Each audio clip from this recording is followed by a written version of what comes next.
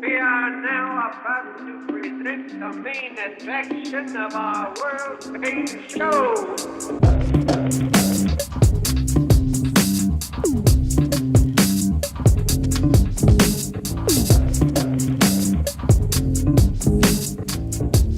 Greetings and welcome to what is now the third episode of Reign Over Me, the Atlanta Reign podcast. My name is Shy Guy, and I am once again joined by my wonderful co-host Norcetto. How are you doing tonight? I'm doing great. Three episodes already. It's going quick already. It seems like just last week we were talking about it. Yeah, it has become very real very quickly. I'm excited to see where this goes in the future.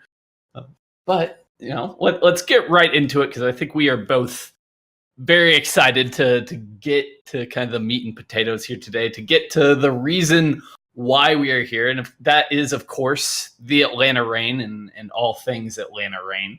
Absolutely. I'm excited, but I am exhausted after this past week. Not only of travel and the watch party, but the games. Just we'll get there. But that Philly game. Oh my god. The games definitely took a toll this week, and beyond just the Atlanta games, I probably spent at least 5 or 6 hours watching Overwatch League every day this weekend. Right.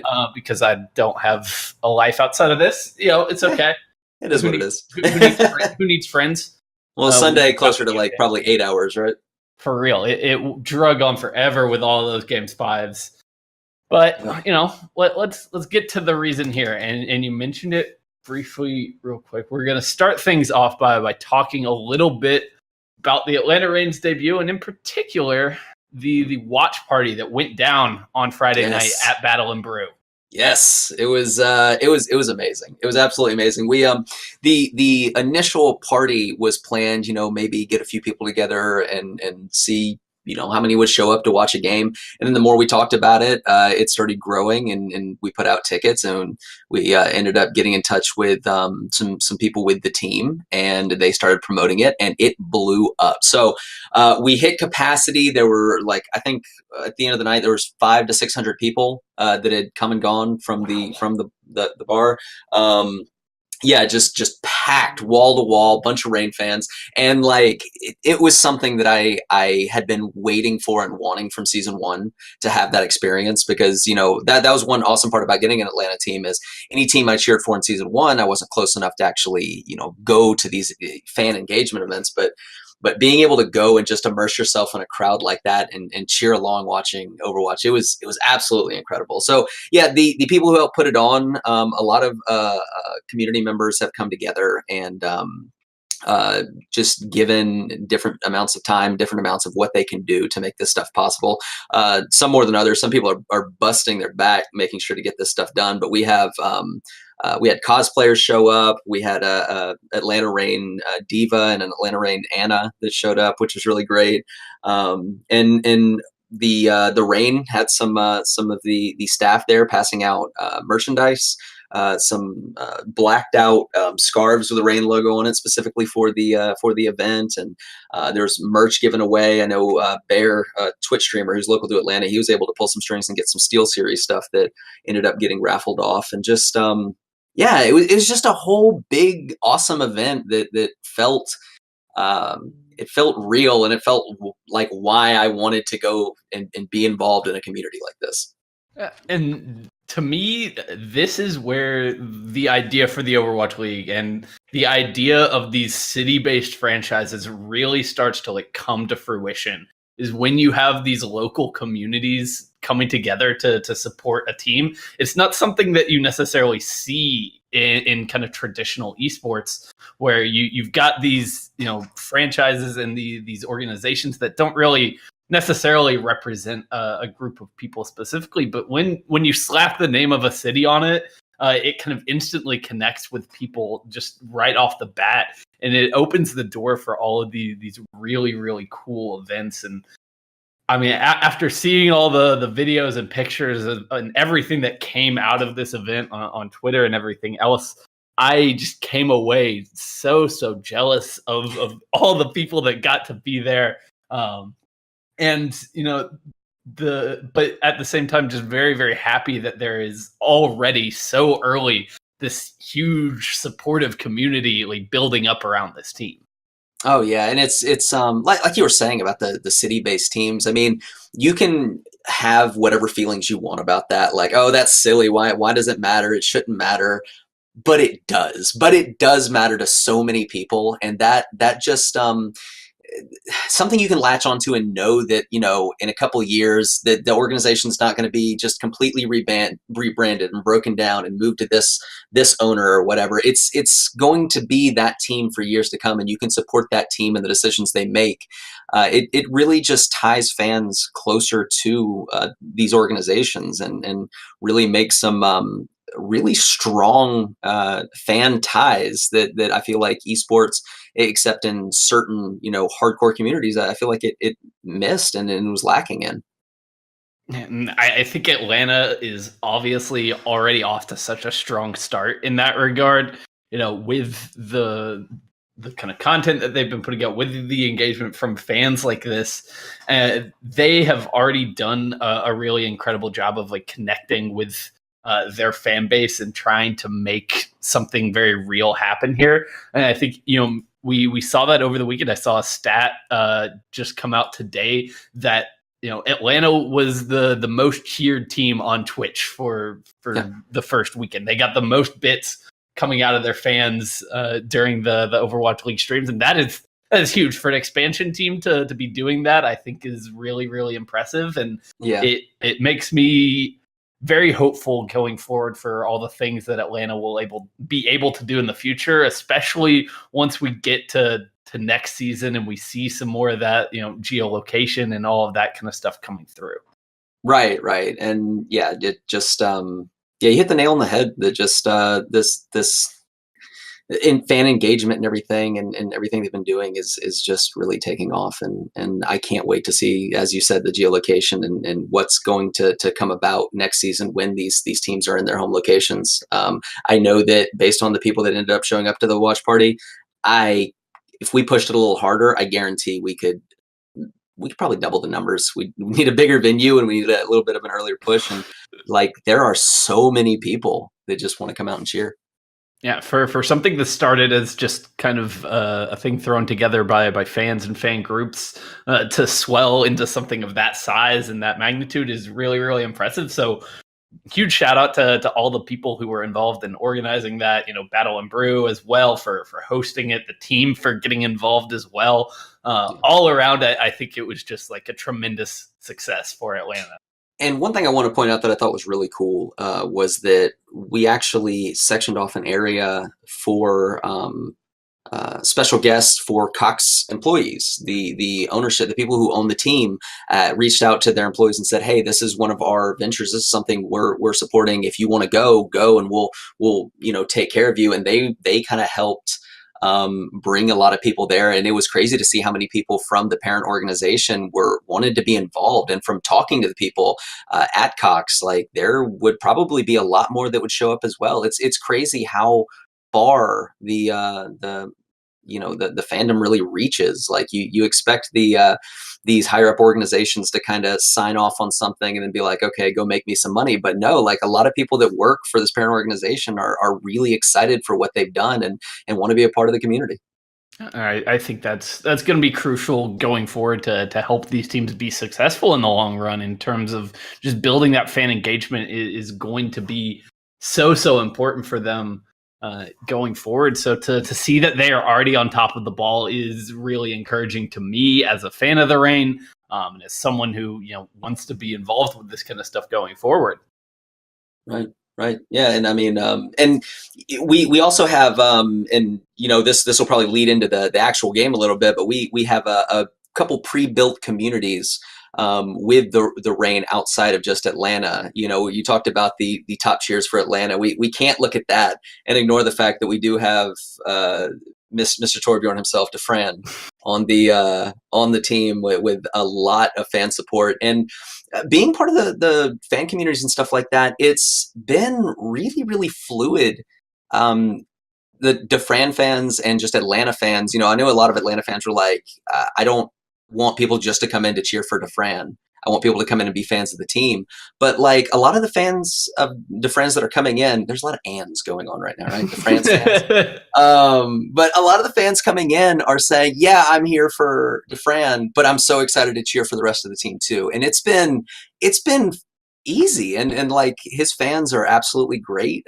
They, you know, obviously make the team more marketable, which is good for everyone. And DeFran seems really happy, and he seems happy to be able to play Torbjorn like he did in the first match versus Florida.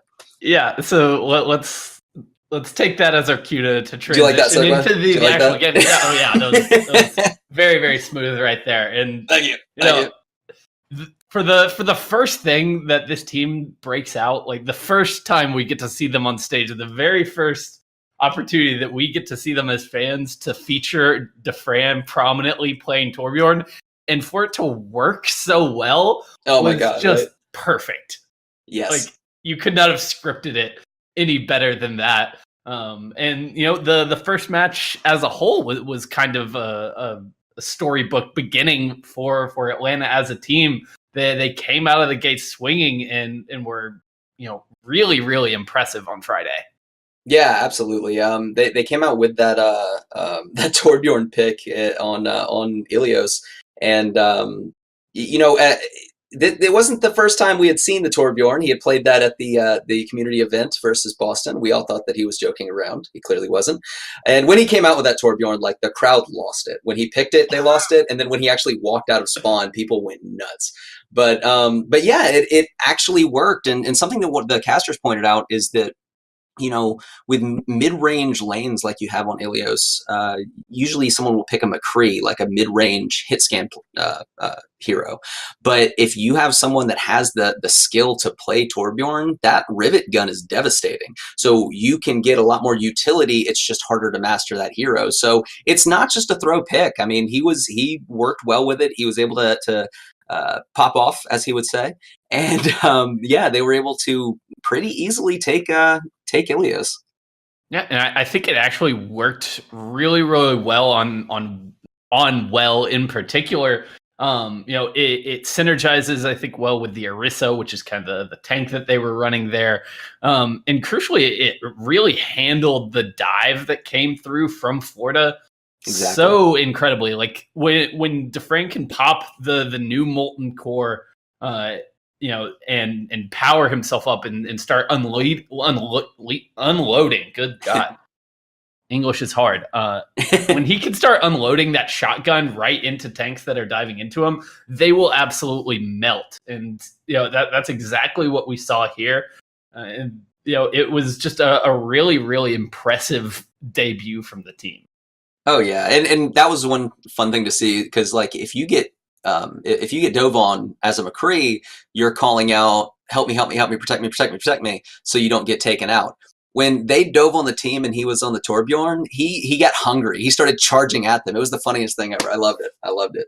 Yeah, and you know, he's got a little bit of that unhinged aggression at times as a player, and you know, he has obviously the mechanical skill to pull those kind of things off in a way that not a lot of people do. And I think it unlocks something really, really cool for Atlanta as a team when you have someone that, one, can pick up those kind of off-the-wall heroes, and then two, also just like be hyper-aggressive with them and catch people off guard. I think it really gives them a wrinkle that pretty much no other team in the league has.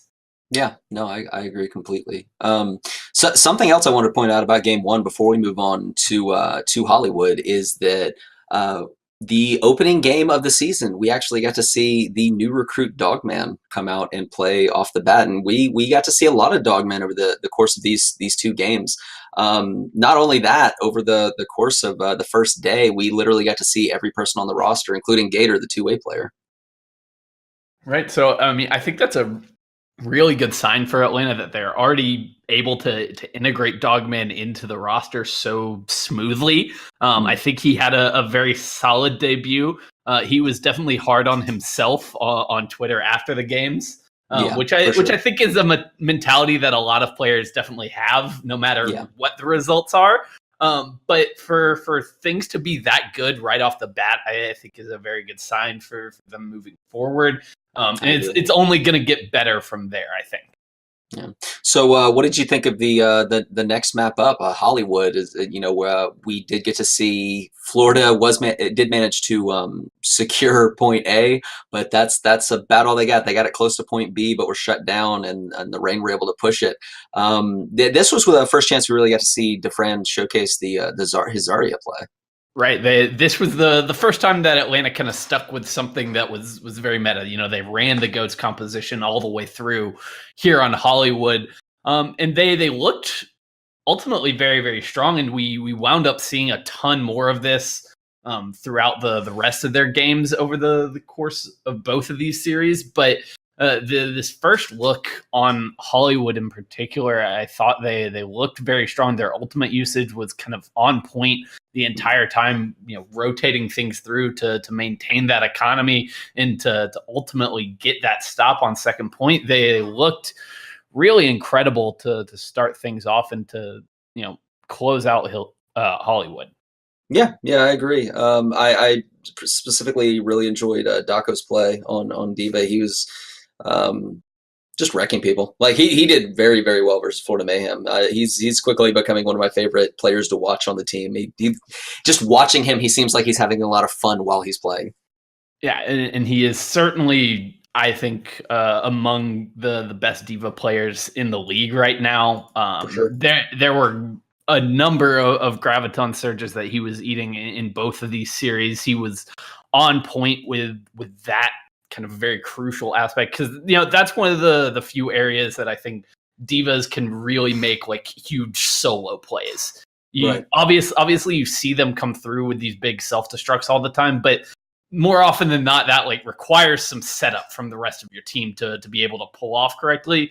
But he was doing all the things that you want your divas to be able to do. He was really competent at nearly everything that you want. Absolutely. But then we moved on to Volskaya, which something I wanted to point out about Volskaya is we did do very well against the Mayhem, but Volskaya Industries versus the Mayhem was the first showing that we had some things that could be tightened up. Florida was able to push and take both points pretty quickly, all things considered. Yeah, and I think in part this was due to the fact that they took Daco out of the game for this map. And they tried to go with this 3 DPS composition, subbing Inlair into the roster for this map. On their defense in particular, they were trying to literally run 3 DPS with Inlair on the sniper. And it ultimately was not very successful on any of their attempts at the defense.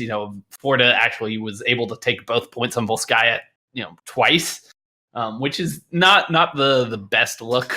But in part, I think it was due to the fact that they tried to go with something a little unorthodox, and it didn't quite work out, and it put them on the back foot. Especially the first time around, they kind of got steamrolled on their defense. Both point A and point B didn't go very well for Atlanta here.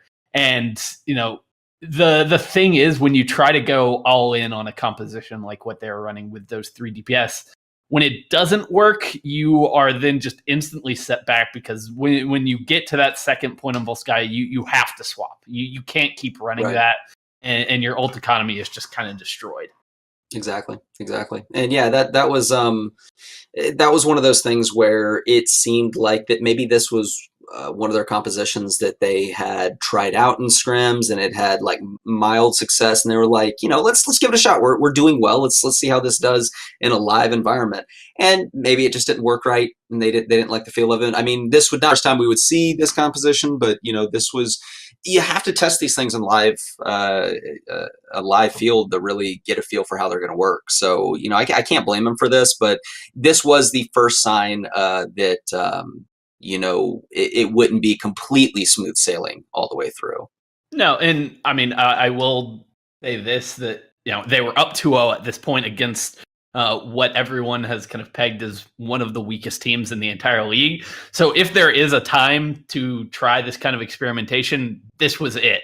Right. And that's exactly what they did.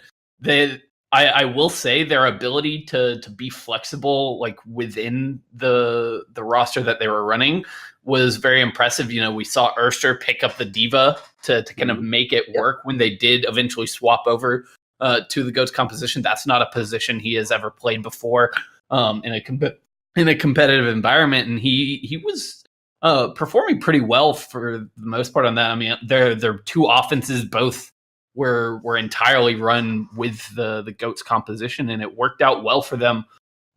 They were able to push through both points, obviously, and ended up taking the map at the end of the day. So no harm was done. I will say that, you know, when we got around to the second match of this week, when they played Volskaya for the second time, Daka was in the lineup. That's true. But we did still run Inlayer on the Windmaker, which had up and down success. But we'll get to that. We still have one map to go over for the Florida match, and that is Route 66. That's right. Which, I'll be completely honest, the night of the watch party, it had started to get late. And once we won map 3, a lot of people were like, okay, I have got to go. And so a lot of people were breaking down, and it was hard to follow. I did end up coming back and watching this later, and loved seeing Defran being able to play the Bastion. Yeah. It was a really kind of interesting first point in particular, which, you know, Route 66.A is one of, I kind of want to say, like, the memeiest points in all of Overwatch right now in terms of the compositions that get played. You see a lot of heavy DPS compositions, but we actually saw the Bastion v Bastion matchup during Atlanta's offense. When have you ever seen a Bastion v Bastion in the OWL? Like, what is happening? But yeah. It didn't last super long, but I love that both teams were willing to break that out. You know, Florida, of course, I guess neither of these teams really had much to lose at this point. You know, the match was already decided, so you can be a little bit looser with what you're willing to play, and, you know, neither team really had a tremendous amount of success with the Bastion. Although, like, Defran was looking good on it to start things off, and they were able to push through the first point with it. So, you know, it worked, at least in the situation of going up against another Bastion. Right, exactly. Which is all it needed to do. And, you know, from there, we got back to the meta once again, with the GOATs coming through very strong, and Atlanta continued to kind of assert themselves in that matchup in particular. Like, Florida did not look like they had a great grasp on that, and Atlanta was really, really strong there. Yeah, I agree. But it's something that we're talking about that I feel like needs to be pointed out, and I feel like a lot of people are really pointing this out, but I want to reiterate, is that a lot of people are saying that, you know, stage 1 would be nothing but GOATs. And they're not entirely wrong. There's a lot of GOATs, but there has been some crazy diversity in these compositions. In the first week, we literally saw every hero played. We had the Gladiators playing Symmetra, obviously Defran with the Rain playing the Torbjorn. Like, it seems to go back to that GOATS comp a lot when things don't work out, but there has been so much diversity and just crazy comps. And I think the one thing that you can really take away from that is the fact that I don't think teams are realistically going to be able to one-trick GOATs to, like, a tremendous amount of success. Yes, I think it is going to be kind of the premier composition, or the premier style that teams will play most of the time, but you need to have those things in your back pocket. You need to be able to break out Torbjorn, or you need to, you know, maybe not Torbjorn, but you need to be able to show different looks at times. Or maybe yes, Torbjorn. I mean, if you're Atlanta, yes, Torbjorn. Like, absolutely continue running Defran on Torb all the time. I want more and more and more of it. But that's something that you know, GOATs. A lot of these 3-3 comps have to do with exploiting, like, waiting until your opponent makes a mistake. You have to play it right. And when your opponent makes a mistake, you exploit that mistake. And it really takes away a lot of those individual hero moments. And there's so many people in the league with talent to pull off a lot of clutch plays that leaning into maybe understanding other compositions gives your team an opportunity to say, let's see if these guys can get a few picks and we can steamroll them. Because otherwise, you're just waiting for who makes the first mistake. If you feel like you're on a hot streak and can make those picks or force those other compositions to break down, then it's going to work, and you need to do it. And I think a lot of those teams realize this. Yeah, certainly. There are definitely opportunities for teams to run some unorthodox stuff to break out a lot of those DPS picks, and I actually think that kind of favors Atlanta, given the roster that we have. And it makes me very optimistic going forward throughout the rest of the season. Once we get past stage one, maybe once GOATS kind of fades into the background a little bit, Atlanta has such talent at every position on the roster, particularly like the DPS combo of Defran and Erster is going to be so hard for teams to deal with once we get into more DPS centric metas, that the fact that they are having this much success on GOAT, which like you said is a more kind of teamwork and synergy focused style of play, makes me really, really hopeful, because if they can do this now, imagine how scary they will be once these kind of individual stars get unleashed. Absolutely. And I've been kind of parroting that a little bit, the whole idea that a lot of these teams that either were rebuilt in the offseason or are new expansion teams, I feel like their synergy in team play is only going to go up. So expect a lot of these teams just to get better. Yeah, that reminds me of something that I found really interesting over the course of the entire first weekend, was just how well these expansion teams were playing. Across the board, they had a winning record against the teams returning from season one. They some of the strongest looking teams in the entire league are these expansion teams. You got Atlanta, you got Vancouver, Paris, Hangzhou. All of these teams look. And I will say that Paris right now is my pick for best GOATS play. As far as team synergy and best application of that composition, Paris looks downright surgical. I mean, and we've been hearing kind of rumors of that. It's been unconfirmed because obviously, we aren't in scrims, of course. We don't know exactly how these teams are performing until we see them on stage. But there have been rumors bubbling up about how Paris looked really, really good on GOATS in particular, because they had spent so much time, scrimming against European squads that have been refining GOATS for so long. And, that really came to bear during week one when, they absolutely tore through the Spitfire. They looked incredible in that matchup. So, that will be a really interesting matchup for Atlanta later on in this stage when we do go up against Paris. It'll be one that I am already just my mouth, I am salivating waiting for that matchup. Right. Well, should we talk about it? I guess we have to talk about it eventually. Yeah, we got to get there. Yeah, we do eventually have to get to the Philly game. Well, the runners up in the season one grand finals, the Philadelphia Fusion came in. This was also their second game of the week. The first game was good old-fashioned grudge match against the London Spitfire that they took to them VAP 5, and they got their revenge. So they were looking good coming into Sunday versus Atlanta. Yeah, they absolutely looked really strong in their first matchup. So, after the way these two teams kind of performed in their first games, coming into it, I was, much less certain of kind of how I thought this series was going to go. As we entered the week, if you remember back to last week, I felt pretty good about predicting Philly with a 3-1 win. But by the time the game actually kicked off, I thought it was kind of a complete toss-up at that point, and that definitely proved to be true. Yeah, absolutely. I mean, with a couple of variances, a lot of these fights, these maps, these rounds came down to which team was able to kind of hold out longer, or which team was neither of these teams really wanted to give up any fight. They didn't want to reset, and they wanted to keep fighting, and a lot of times that ended up paying off for them. And it was just they were both out for blood. It was a grudge match, and we'll get to the end of the match, but even afterwards, players on both sides were on Twitter saying, "Oh my God, what a game!" Like it's just they were out for each other. This was just a really really good back and forth.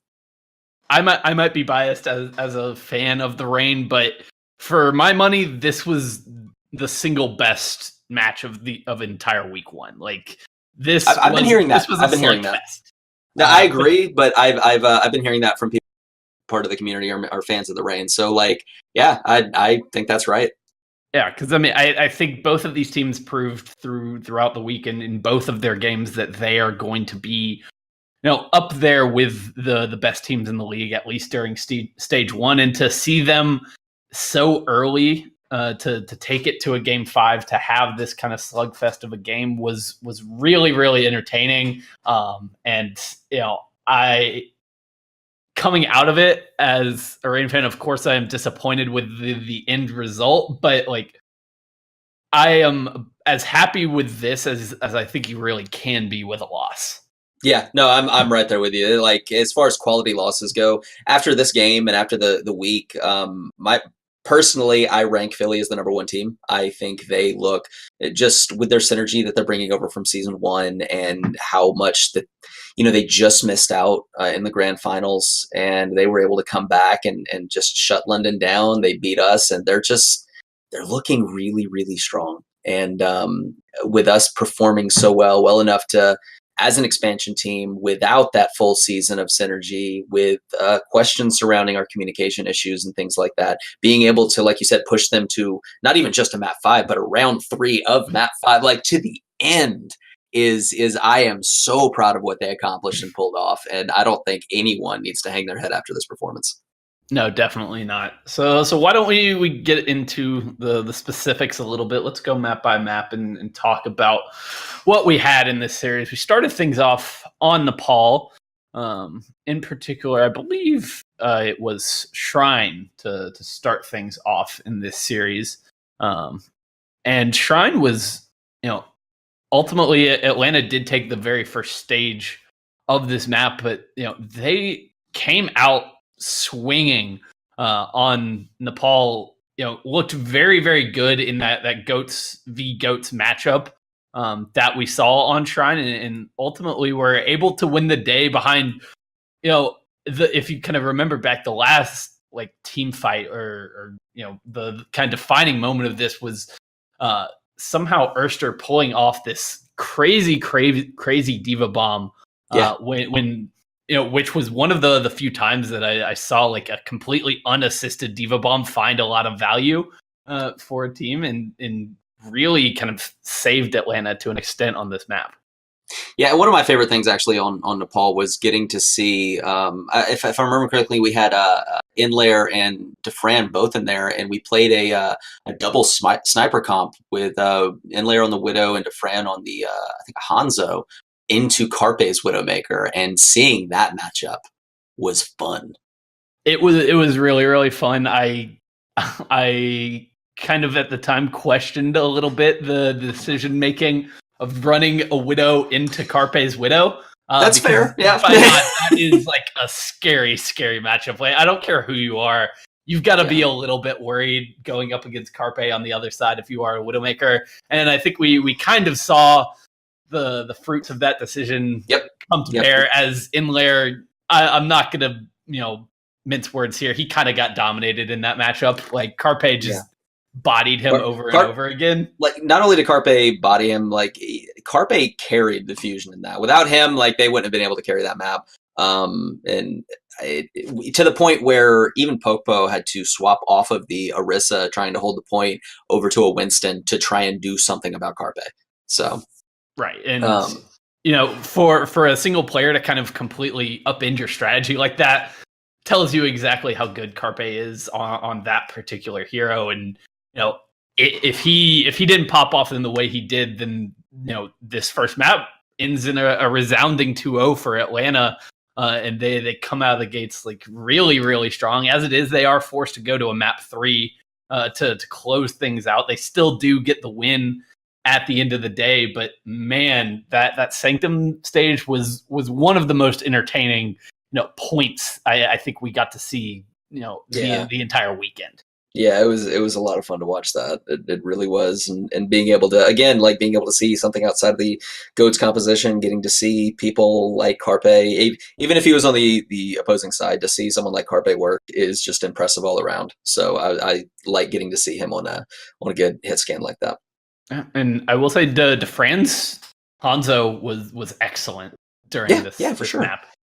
He was really popping off at times and was crucial for making it go down to the wire, because the last fight on Sanctum was so drawn out. Atlanta flipped it over at 99% multiple times, but just couldn't quite clear Philly off of the point at the end of the day. And it was such an entertaining map to watch. And luckily Atlanta was able to close things down on the village stage. Once they got back into that more kind of traditional GOATS v GOATS matchup, they looked much more comfortable, I will say, especially when Reinhardt was on the field, for both teams.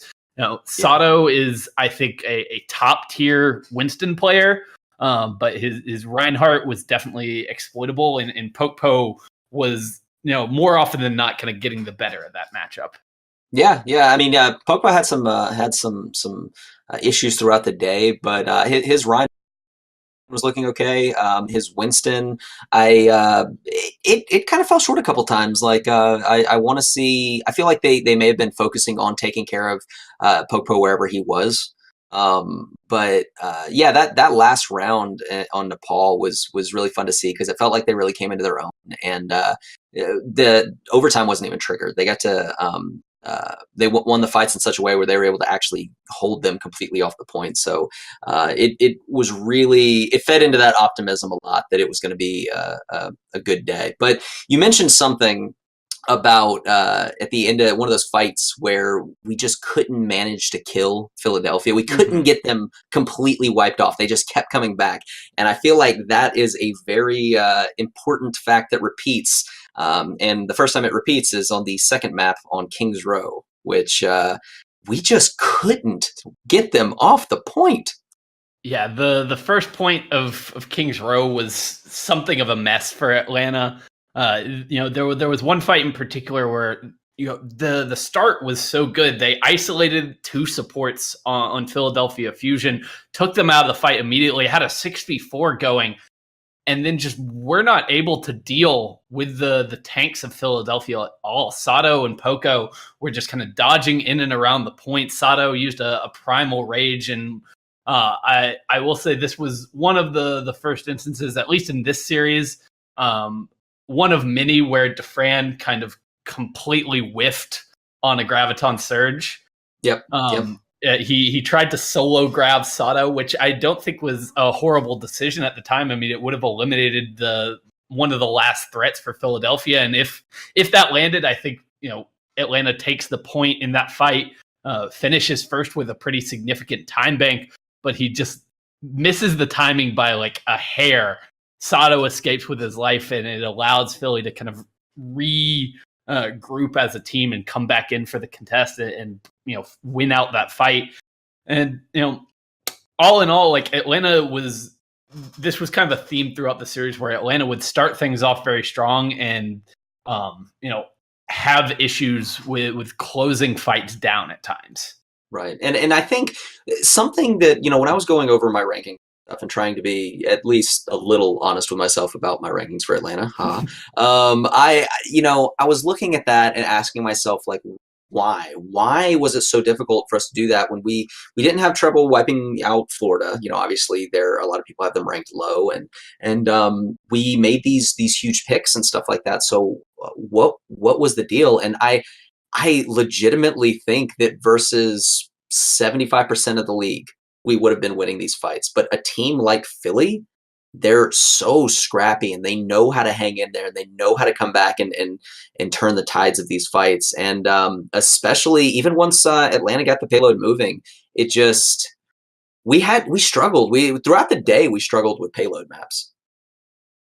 Yeah, that is definitely true. I think Atlanta at times kind of works better, when the fight is first starting, when everything is kind of contained a little bit. Once things started to break down and get really chaotic, I think we started to see the individuals on Philadelphia really start to shine through, especially there on that Kings Row. We had a fight where we killed Neptuno and EQO to start things off. But between Sato and Carpe and Poco, that like 3-man unit is just so like individually talented. And if you give them even just like a crack, if you open the door just a tiny little bit for them to come in and make a huge play, then they are going to take advantage of it. And I think this is one of the things that will get worked out over time. As a team, when things break down, what targets are you focusing? How can you close out these fights? That's one of the things that will come and improve over the course of the season, I think. Yeah, I agree, and I think it's we've all had the games where we're in a team fight, we take out 2 or 3 of the opponent, and we're like, oh, okay, we won. Let's clean up the fight, and you can't disrespect some Philly players like that, because even if there's only 3 or 4, you're not just cleaning up the fight. You need to focus them down. Otherwise, they can do some serious damage, especially Poco with I don't know how he finds ways to place those diva bombs, but it's nuts. It blows my mind. Yeah, it's kind of uncanny how they managed over and over again throughout the series to kind of bring back fights that I think, like you said, like 90% of the teams in the league would not be able to do. And I think, that is part of what makes them, like you said, potentially the best team in the entire league right now, is the fact that those plays could come from anywhere on this roster. It's talent across the board. The board. And, I think the big thing that, really hurt Atlanta in that fight in particular was the fact that you had these hypermobile tanks from Philadelphia. You had Sato and Pope playing the Winston and the Diva, and with the Rhine goats that Atlanta was running, they don't necessarily have the best way to kind of like close the gap, deal with heroes up on the high ground, because that's what you saw. Like every single hero that was left alive from Philadelphia at that point was either already on the high ground or could like easily get there.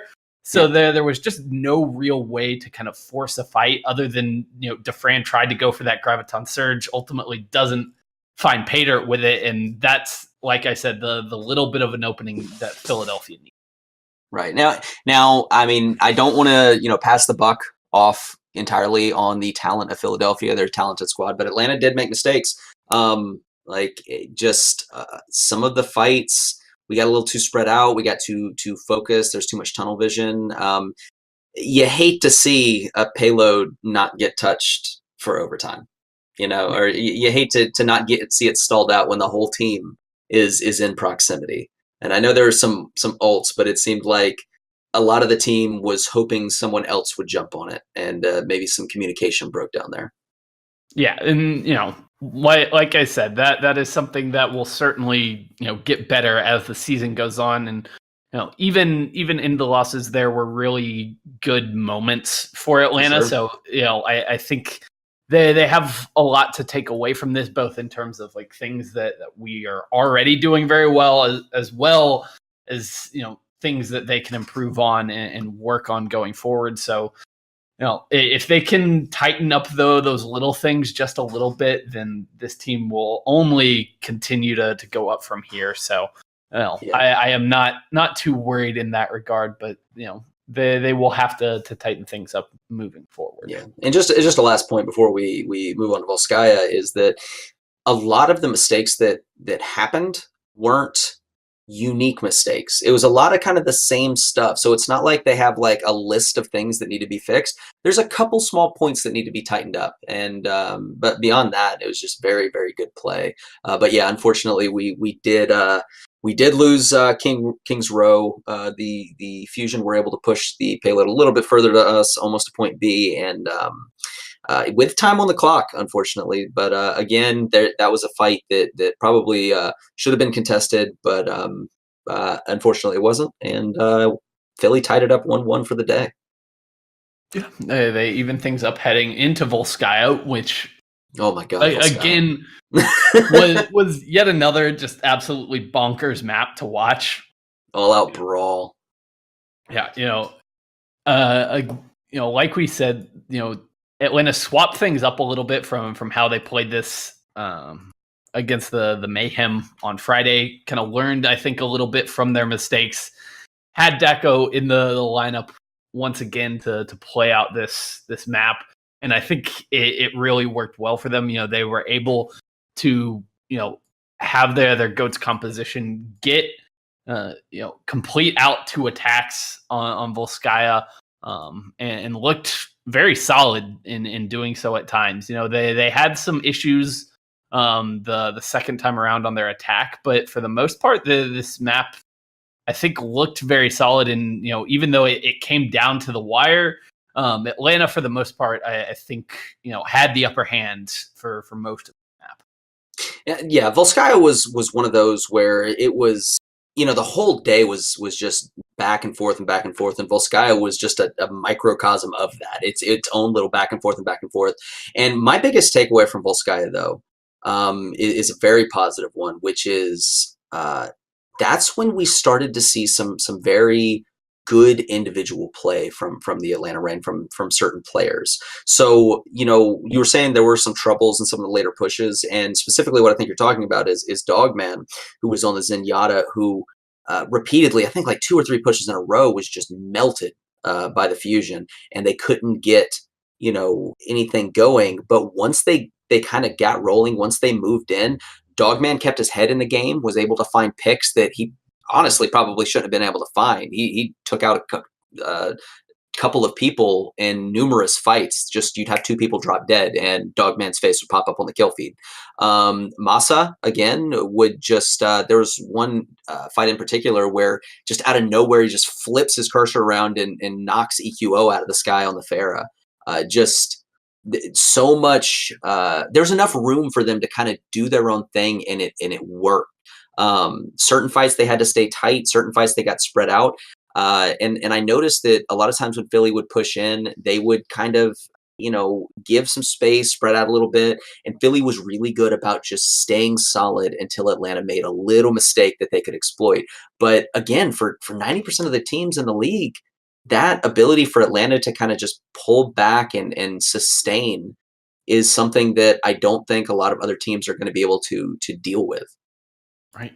And one thing that was really encouraging for me on Volskaya was that I think Atlanta in some ways kind of flipped the script from what we had seen on King's Row, in that this time I think it was Atlanta who was kind of bringing back fights that they shouldn't necessarily have been able to. Yes. And like in part, it comes from those individual plays, like you said, from Dogman, from Defran, from other from Masa, like just having these moments of individual brilliance is something that I think is absolutely necessary to be a top tier team in the Overwatch League. Like, obviously, you want to have your team play on point at all times, especially when you're playing these GOATS compositions.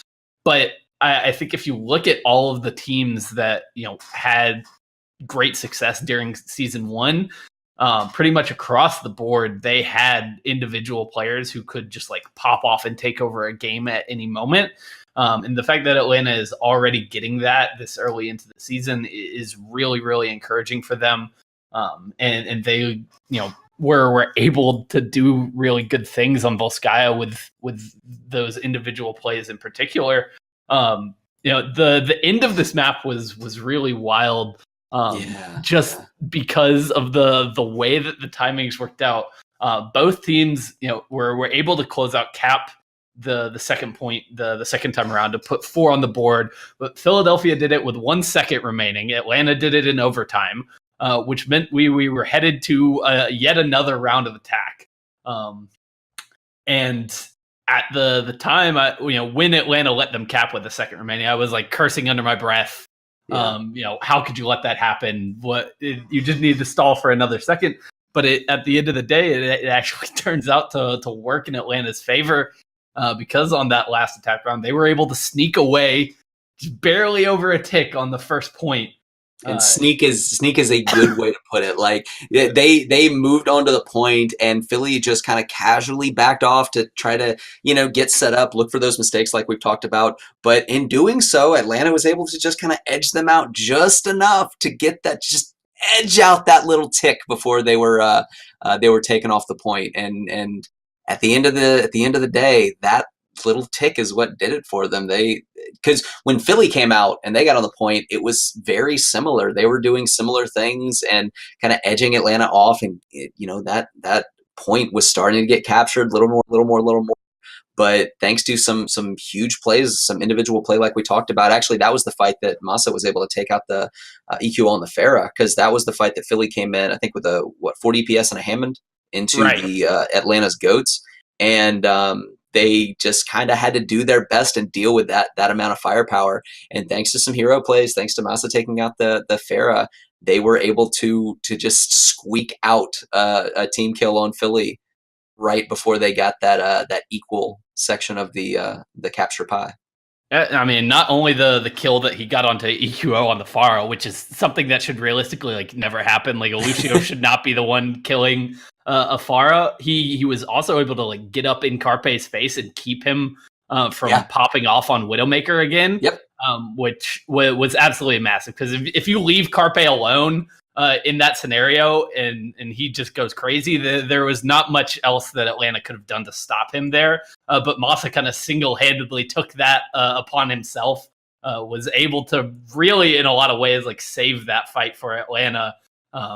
And like you said, they were able to come out on top thanks to that little tick that they were able to get. And I will say, when the first time around, I didn't even notice that they got the tick, and the casters didn't even notice. Yes, neither did Uber. So he was in the exact same scenario as me. Probably threw me off a little bit at that point. But the way they got that tick was they stormed onto the point, got almost up to the tick, and then started losing the fight. Philly was turning things around, but they stepped off the point for just long enough for that tick to come through. And I mean, it shows you that Overwatch at the end of the day is still an objective based game. It is not always about winning the team fight necessarily. You have to pay attention to the point. It comes up huge here for Atlanta, allows them to get the win on Volskaya, and luckily keep themselves in this series, because if this had been a draw, we would not have gone to a map 5. That's correct. Yeah, and it just. Those hero plays really turn. You'll be happy to know that I did my review for the week.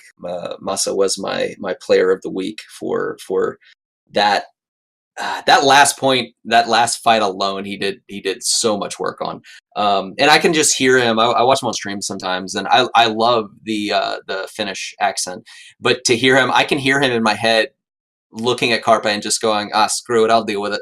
And just skating over there and dealing with Carpe. I love watching him stream, but it was crazy watching him just decide he was going to take care of it and do it, But yeah, that put us up 1 map over Philly. It was Atlanta 2, Philly 1, and we rolled into Dorado after that, right? Yes, we headed over to Dorado for the 4th map, and this one in a lot of ways kind of went the same way as King's Row at times. Payload maps, man. I don't know what exactly needs to be tweaked, but there's something about how we hold and how we push on payload maps that we're struggling with, at least against Philly. Yeah, one thing I will point out here is that the matchup that Atlanta had a lot of trouble with throughout this series was whenever Philly was able to go over to the Winston goats and have Sato play Winston. he looked phenomenal on that hero in particular, was really causing problems for Atlanta. And the Reign kind of stuck with the Reinhardt goats the entire time. They never really swapped things up, even on maps like Dorado, where there's a lot of high ground to deal with. The mobility for the Winston is really important, but they stuck with the Rhine goats, and Popo was having a lot of trouble in that particular matchup, I think. Yeah, no, I agree. I mean, Sato is just crazy good at Winston to begin with. He really spread Atlanta out and prevented us from being able to get solid footing to make a push. And that's something I did notice over the course of several of these games, were that when Atlanta had the chance to really get in and make to gain traction, get a good team fight going, they'd win those fights. But if for whatever reason something happened at the beginning, or you could kind of scatter them and distract the attention like Sato would do, or what Carpe would do, picking someone off early in a fight, it would cause them to break down a little bit. And just that Winston play really was something, like you said, it was tough for us to deal with. Certainly, and I think the thing that ultimately kind of costs Atlanta on Dorado and allows Philly to take the win here is the fact that they were able to come up with such a really impressive first point defense. They forced Atlanta almost into overtime on the point A capture, and it just left Atlanta with not a ton of time to work with going into that second point.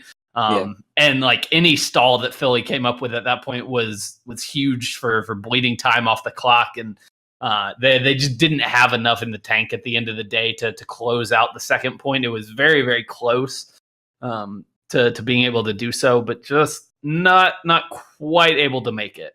But yeah, it's the same thing with Kings Row. We got stalled out just before point B, and Philly was able to push it with probably around 3 minutes left on the clock. I think that was both games where they did not seem to have trouble. We had trouble with their defense. Whether or not that's our offense, or whether or not Philly just has an insane defense on those points is up for debate. I'd say probably a little both, like you were saying, with our trouble to deal with the Winston as well as their skill at playing that comp.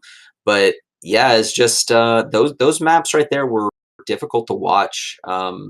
Not because of bad individual play or anything, just because Philly had an answer for everything we had. When we'd start getting kills, they'd tip the tides back. When we start making ground, they'd find some way to pull it back. And just payload maps. They're going to bother me going forward. It seems like we got to tighten that up. Yeah, I mean, we'll get a little bit of a larger sample size going forward to see if that really does wind up becoming a serious problem for the Reign going forward. I think in some respects, payload maps are where teams can really shine through on individual mechanics, more so than the team play, just because you don't necessarily have that one point where the fight is always taking place in this location.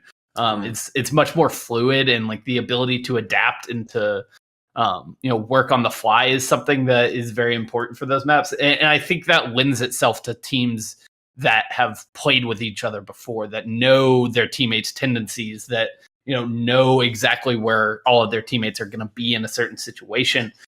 So I think that is something that once again will only get better as this team kind of builds up that synergy. I agree. And it's one of those that, with payload maps, you have that constantly moving point that not only acts as a natural cover that you have to work around, both on attack and defense, but also, when you do secure a fight, you don't stand on the payload. You leave one person moving it, and you kind of push up and take ground with the rest of your team. And maybe that right there is something we look at, the ability to maybe with a 5-man team and one person hanging back, how we're positioning and everything with that, because Philly was able to just kind of jump in and take us out. But again, Philly is an amazing team, and they have been pumping out talent all the way down through contenders. ATL Academy had trouble with Fusion University, so it seems like Philly is solidifying themselves as one of our rivals. Yeah, I mean, I think they're kind of the cream of the crop when it comes to the Overwatch League right now in terms of organizations. They seem to be doing literally everything right. Yeah. You look at like the really impressive team house that they have, the personal chef that they've got for their roster. They are going all out to make sure that their team is going to be successful, and I think it shows right now that they are one of the most prepared teams coming into season 2, and I think they are going to continue to have a lot of success. And now that we have seen Atlanta go toe to toe with one of the best teams in the league, it makes me very confident in what our team is doing to kind of mirror everything that they have done over the course of their existence. Yeah, and we've definitely taken inspiration from them. And speaking of mirrors, it looks like where we left off was 2-2 going into map 5. I'm going to get you with these segues. You're going to learn to love. You're killing it right now. I know, right? But yeah, we took it had to take to map 5, and we took it to brought it full circle. We went back to where we started the week versus Florida on Ilios. Yeah, it started with the Torbjorn, and then it ended with the Torbjorn at the end of the day. It ends with the Torbjorn. That's right. I did not think that was something I was going to be saying going into the season, but here we are. But before we got to the Torbjorn, we had 2 other stages of Ilios. They started things off on Ruins, which was once again kind of this like back and forth affair between these 2 teams, just like trading blows over and over again. Atlanta coming out on top thanks to some really impressive play from Dufran. Like, I think this was Dufran's best map the entire series for the most part. His Zarya on Ruins in particular was top notch. It was absolutely. It was a lot of fun to watch. There was several plays across the board. Masa did a lot of work on that map as well. Dufran, like you were saying, something I noticed on Ruins is, we've talked about Sephi, and Dufran both being on selfless and selfless comp, and their massive amounts of aggression and spawn camping. And we even saw that with ATL Academy, that there's a lot of the same stuff that's coming down from the coaching staff. But you'll notice that even when Atlanta started to get really, really aggressive and were able to wipe Philly off, we'd start pushing towards their spawn and then we'd back off. And I think that's because while we had the momentum, I'd say, to pull off that good old selfless spawn camp, I don't think the comp was there, and I think they knew that. And the ability to judge that and play a little bit more conservatively and safer is just shows a lot of discipline. It shows a lot of discipline of the team, that we were wiping them out and we weren't just doing pointless pushes into their spawn just because we could. But yeah, that was a great match to watch. A lot of individual play. Yeah. One thing I will say on the point you just made is like the very first fight of Ruins was actually Atlanta kind of getting punished by that aggression. Like, right, they started out winning the fight, and I think they learned from that example. Like you said, they stopped making those like insane aggressive pushes once they had the advantage. But the first fight, they got punished for overextending a little bit off of in the first pick. I think they killed Sato to start things off, and then tried to go wipe out the rest of the team, build up some ult charge before the point cap came in. But they ended up getting punished for that. But they did a much better job of kind of tempering that aggression going forward. Yeah, absolutely. And just actually, I do remember that because this was the second time of the day that Philly had they walked out, saw what Atlanta was working with, and walked straight back to spawn to swap their comp out. And Atlanta was in prime opportunity to go ahead and cap the point, and then engage in the fight as the percentage is taking up. But we decided to just kind of push a little bit and got punished, and unfortunately weren't even able to get that first round going. Yeah. And I would be remiss if I did not mention the one like crazy play that Dufran had, where he like baited the entire enemy team into like chasing him around one of these pillars, and then wrap back around them on the flank. It was so impressive to watch. Like his movement mechanics on Zarya were actually like really impressive there. It's not a hero that you normally think of when you're talking about movement abilities, but like he was using those bombs to get some extra height on jumps and escape from tricky situations. So he, like I said, I think had a really great showing on Ilios in particular, especially here on Ruins, was crucial for them taking a very convincing first point to open things up and start, at least get the lead and give themselves a chance for game point.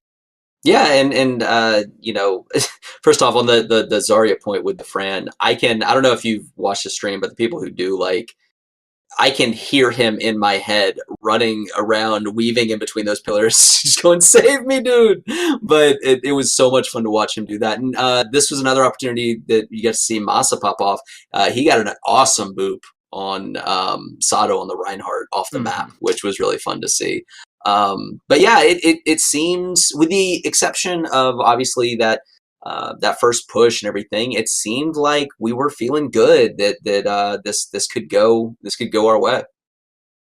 Absolutely. I mean, then we headed over to Lighthouse for the second stage here on Ilios, and once again, it gave the opportunity for Philly to go back over to the Winston rather than kind of being forced into that Ryan v Ryan matchup, and that was, I think, the biggest thing that let Philly, kind of take over on this map. Like, anytime they can get Sato on Winston, they are feeling very good about themselves, and they forced Atlanta off of the DPS comp they forced Erster off of the Pharah that he was trying to run on this point. So it was really good kind of awareness from Philly to see what Atlanta tried to come out with, countering it out and playing around it very well. Yeah, absolutely. And Philly also, they demonstrated really good management of the ult economy. They were able to hold on to things really well, use them in rotation to keep hold of the point, separate people out. Carpe did a great job on Zarya, keeping his energy up. And this was just one of those maps where, I mean, Philly just played it well. They just played really, really well.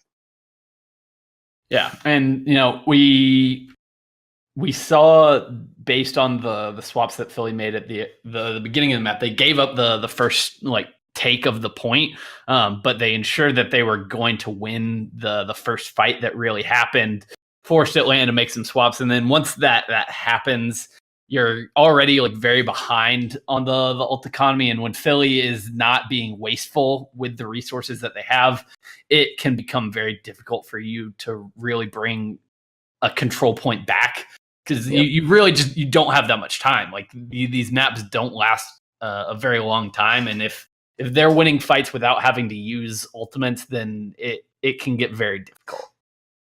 Yeah, exactly. And unfortunately, there wasn't a whole lot we could do really to take that point back, and it pushed us to the most probably the point of the day where my blood pressure was at the highest, which was map 5, round 3. Yeah, we got to see Defran at least try to break out the Torbjorn once again, this time to a little bit less success in dealing with his opponents. He was very quickly forced off of that pick once they didn't get the first fight win. Torb is a hero that is hard to come in on the offense. Like, it is much better suited to trying to play a defensive position. And he didn't get to stick on Torb for a very, very long time, but it wasn't like it was a complete stomp by Philly by any means, even when he was running Torb. No, he came in. I know he got a couple kills, at least during one of the fights. He wiped out, I think, both Carpe on the Zarya and Sato on the Winston. Like, he did some work. It's just, that wasn't enough. Like you were saying, you can't just expect Philly to fall after you take out a couple people. But there was so much strong play individually from a lot of different people. Masa had some good boops. You had Defran doing well on Torb and then swapping off to the Tracer for a little while and did some work. Missed a key pulse bomb, but I mean, he was doing work. Erster on the Hanzo did a great job, not with his ults, not only zoning but getting some kills. And you don't generally see a lot of dragons coming out without that Zarya combo, but he did a really good job using it as a zoning ult and really making use of it. The biggest question I have out of this comp, and it's something we saw versus Florida, and it was this oats, as they call it, the Orisa goats combination. And what is that? Like, what was the thought process here? And do you think this is something we're going to keep seeing? Do you think there's validity in this composition? I don't think Sideshow does. I don't know if you saw that video. No, I don't think ultimately that is going to be something that we'll see a lot of. I was questioning it at the time because once Atlanta got up to 99%, they were able to gain the lead pretty early on into this stage, and built up to 99. They still had the Orisa, even though they swapped up the rest of their composition over to a goat style setup like you were talking about. But they maintained the Orisa, and it just doesn't synergize with the rest of what that composition is kind of designed and built to do, which is kind of brawl in close range. Orisa is all about being able to maintain distance from your opponents and force them to try to cover a lot of ground to get to you. But it is not a good pick for trying to force your way into a team that is already set up. So I really would have liked to see Popo try to swap up at that point when they changed everything else on the composition. I think it would have made a lot of sense for him to go over to a Rein or a Winston to close things out. Yeah, it's just really hard when you are playing a tank that is designed to hunker down and put up a bunker and just kind of get your team behind that shield. But when you have Sato on the Winston jumping over that shield and not dying while he's just standing there zapping everyone on your team, hunkering down behind the shield isn't helping you. It's actually hurting you. You don't have the mobility to protect people. And once the Atlanta got up to 99%, it came down to two fights: the fight that Philly turned it, and the fight at the overtime mark. And I'd say both of those were carried by Sato. I mean, he came in during the fight to take it and was just dancing in our team, pushing them into the room behind the point next to Well and just, zapping the hell out of everyone. And then when we all came back to try and get that 99% flip, he was able to Primal Rage, and I'm pretty sure he took care of both Dogman on the Zenyatta and was it Ursher on the Brigitte? But yes, he just completely deleted people that are necessary for us to stay up. And if I remember, I think Carpe got player of the game, but I think Sato got robbed. Yeah, I definitely think he was the biggest factor in the maps that they won.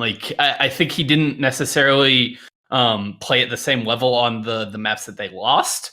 But on the three maps that Philly was able to take, I think Sato was by far their best player. His Primal Rages were spectacular. The entire series, just constantly disrupting and finding a ton of value for his team. And I'll say this: I think part of the reason that Popo stayed on that Orisa when he made that switch before that final fight that they lost is he was getting pretty darn close to his ultimate. The supercharger, which a lot of times is one of the most impactful in the entire game. The ability to give your entire team a damage boost like that can single-handedly win you a fight, especially when the rest of the team had no ultimates to work with. They were running on empty because of the swaps that they had made very late in the game. Right. And if he gets up to that supercharger, then maybe Atlanta has a chance to bring things back there. Unfortunately, the disruption is just too much from Sato and the rest of the fusion. He builds up to the ultimate, but dies right before he gets to use it. And I think he got it out, but I think Poco was waiting for it or something, because it went down. I right before we started, I watched that again, and I think he does end up actually dropping it. It just gets annihilated immediately. Well, they were just that was the fight before. That was the fight where they lost. Okay. That was the fight where they lost the point at 99%. He threw out a supercharger and it got deleted immediately. But in that very last fight, like he builds up to it and then like instantly he is dead. And just never has a chance to use it. At that point in the day, my brain wasn't working good. God.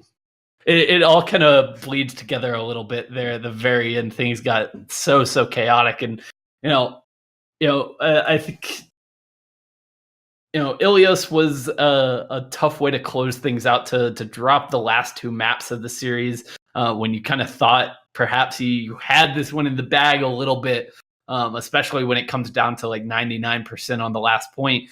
It's a tough way to go out, but all in all, at the end of the day, like Atlanta just has to be kind of thrilled with how they performed this week. I think they exceeded expectations that pretty much anyone could have had for them going into this.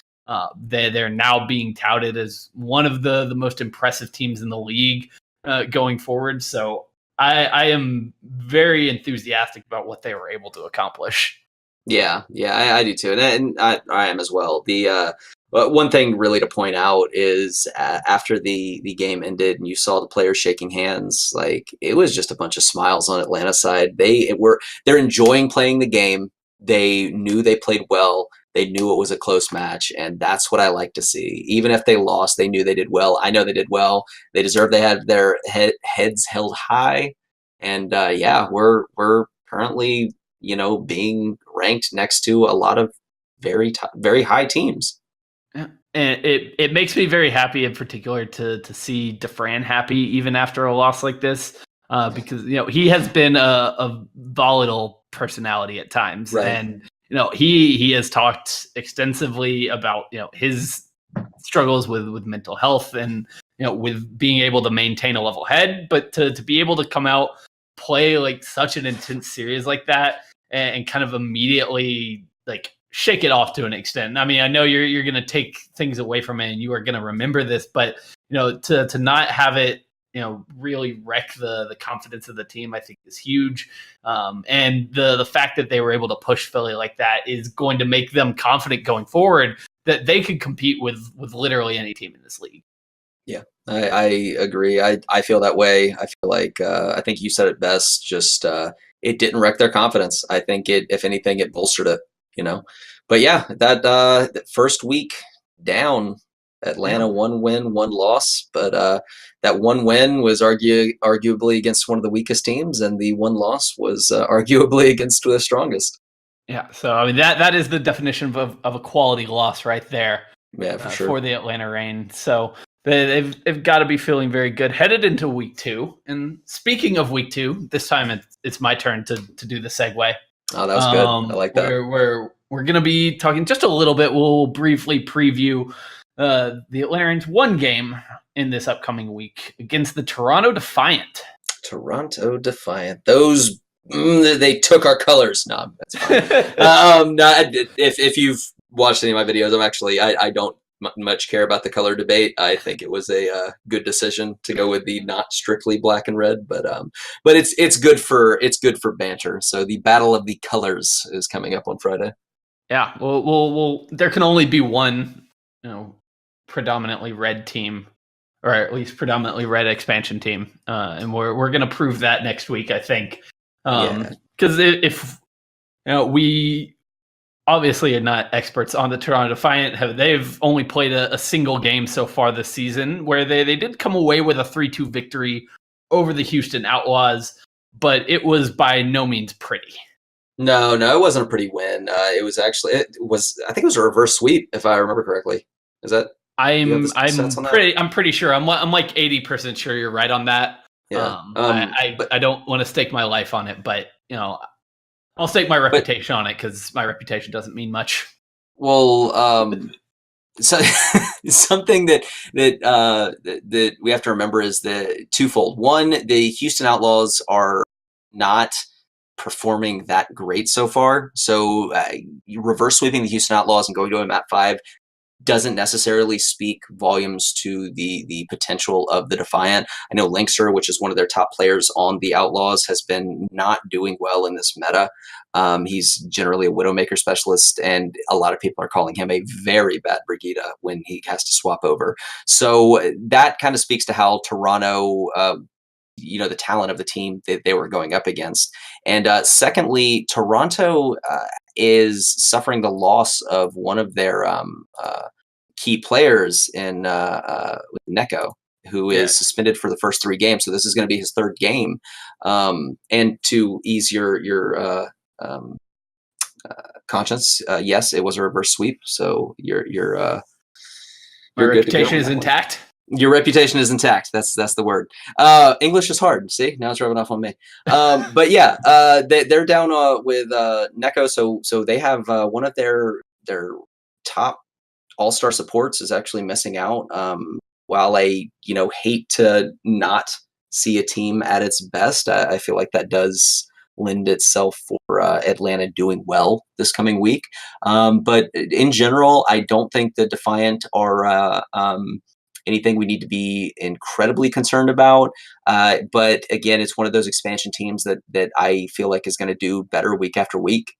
And with these teams that haven't really had a chance to stretch their legs more than a game, anything can happen. They could. I mean, look at the Dallas Fuel. They looked like a trash can fire after their first loss, the first game, but then they came back and ended up beating Seoul. And people are like, okay, what's going on here? So we're still very early in the season. Looking at the information I have, I'm not terribly worried about the Defiant, but at the same time, anything can happen. And I mean, I think one thing with this team is like they are, in my opinion, like a very talented team, but I don't think this is their meta at all. I think in large part that has to do with the fact that they're being forced to play Ivy on Zarya, where I think he is less than comfortable. He is, another one of those kind of hit scan specialists who has been forced to pick up the Zarya for his team because who else is going to play it. Right. And his performance in particular, I thought was like really, really shaky against Houston. His graviton surges left a lot to be desired at times, and it's something that I think Atlanta will be able to exploit, especially given how good they were on Goats. Whenever they got to run it, they looked very, very strong in those matchups in particular. So it's something that I think as of right now, given what we've seen, like there's no way you could come into this expecting Toronto to win this game. But like you said, like we are so early into this season that like nearly anything can happen. Yeah, I agree. So I'll go ahead and ask, what is your prediction? I'm going to make you do it. Okay, I mean, after last week, I am so high on Atlanta that it almost feels mean to not predict a 4-0 in their favor.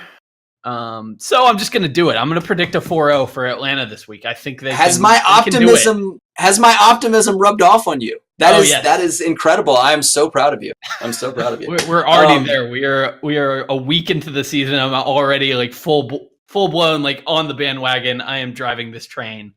See what's going on, because here I am. I'm about to say I'm trying to temper my expectations and say that there's going to be the possibility of a hiccup, and I'm gonna say Atlanta wins with a 3-1.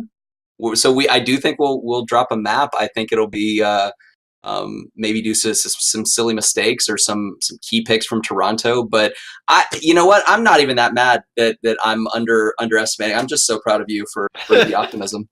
Yeah, and I think in some level it will probably come down to like the specific map pool that they do wind up playing. If we see 4 maps where Atlanta can break out Goats heavily and really rely on that, I think they will be in a very good position, because I think they looked like far and away better than Toronto did in week 1. But there is always the possibility of just chaos and randomness happening in this league. I think if you look at the entire standings, like every team from like 3 all the way down to like 15, I think is like very much in play for teams pulling off upsets, and like outside of the teams that looked like really, really bad in week 1. I don't think there are a lot of like crazy pushovers in the league this year. I think we are going to have an immense amount of parity. So a lot of it will come down to like not necessarily which teams like peak at the right moments. It's going to be who can maintain their consistency week in and week out. We have yet to see that from any team. Obviously, no one has played more than 2 games at this point. But I think Atlanta is primed to be pretty successful in that regard. Yeah, I really hope so. I think that's one thing that we have on our side is our coaching staff and the talent of our players. If the meta does shift, I hope we have the ability and talent to keep up with it, because like you said, that resilience to the changes that are going to happen over the season is going to be what makes and breaks. Yeah, absolutely. And we have got a long season to look forward to, and many more games to come for the Atlanta Reign as we move forward. But that is going to do it for us here at Reign Over Me.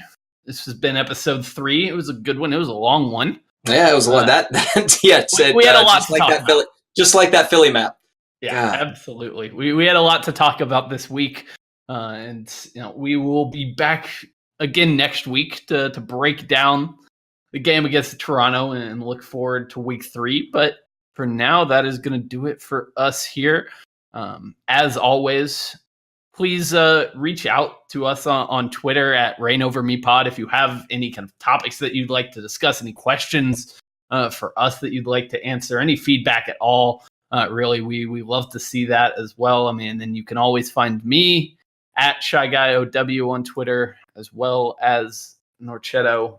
At Norcetto on Twitter and YouTube /C/Norcetto. Just go to YouTube, type in Norcetto, you'll find it. I make videos and stuff. But yeah, make sure to come out, make a comment for what you want to see or something you want us to really focus on if you have any questions about that stuff. But also on Friday when the game's going on, go to the community Discord, go to Twitch, be out there and help support the team. I know that a lot of that stuff means a lot to them.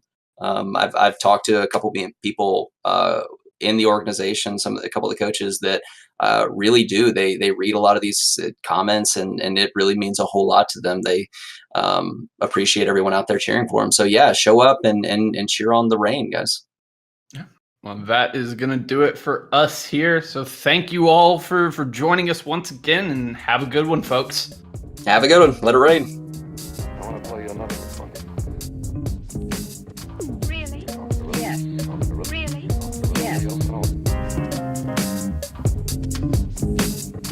Yes. Yes. I want to play you another one. Really?